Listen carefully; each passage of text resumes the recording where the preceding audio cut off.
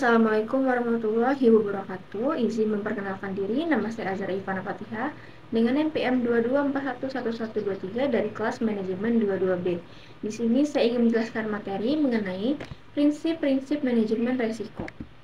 Pengertian risiko adalah bahaya, akibat, atau konsekuensi yang dapat terjadi akibat sebuah proses yang sedang berlangsung atau kejadian yang akan datang. Dalam bidang asuransi, risiko dapat diartikan sebagai suatu keadaan ketidakpastian di mana jika terjadi suatu keadaan yang tidak dikehendaki dapat menimbulkan sesuatu. Prinsip-prinsip identifikasi risiko. Pertama, pemahaman tentang adanya risiko. Kedua, pengetahuan sifat-sifat risiko frekuensi. Ketiga, dampak risiko terhadap kelangsungan usaha, tingkat kegawatan risiko, dan menentukan prioritas risiko tersebut. Adapun sumber-sumber risiko. Pertama, lingkungan fisik. Bangunan yang dimakan usia sehingga menjadi rapuh, sungai yang bisa menyebabkan banjir, gempa bumi, badai, atau angin topan. Lingkungan sosial, kerusuhan sosial, demonstrasi, konflik dengan masyarakat lokal, pemogokan pegawai, pencurian, perampokan. Lingkungan politik, perubahan perundungan, perubahan peraturan, konflik antar negara yang menyebabkan boikot produk. Yang selanjutnya, lingkungan legal, gugatan karena gagal mematuhi peraturan dan perundangan yang berlaku. Klasifikasi kerugian risiko. Pertama, property loss, kerugian hak milik. Kerugian langsung yang berhubungan dengan kehilangan harta. Kerugian tak langsung yang berhubungan dengan biaya untuk membersihkan harta yang rusak.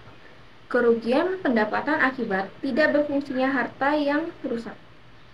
Kedua, liability loss, kerugian karena adanya kewajiban mengganti kerugian pihak lain. Misal biaya perawatan konsumen yang keracunan produk kita. 3. Personal loss, kerugian personalia. Misalnya kerugian karena wafat, kecelakaan, cacat, atau PHK manajer atau staf perusahaan. Adapun metode identifikasi risiko. Pertama, metode kuesioner dengan responden yang luas. Kedua, metode financial statement dengan menganalisis masing-masing rekening.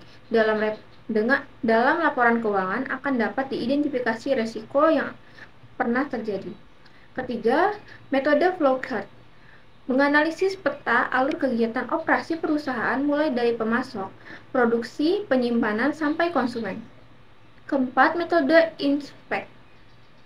Langsung mengamati pekerja mesin, alat, lingkungan, dan kebiasaan pekerja karyawan.